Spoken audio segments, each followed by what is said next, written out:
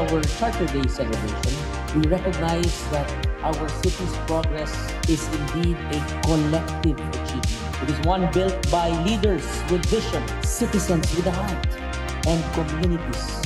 Mabuhi ang Subo, mabuhi ang Subuanon. Love the Philippines and most especially love your Cebu City. Daghang salamat ug maayong gabi kanatong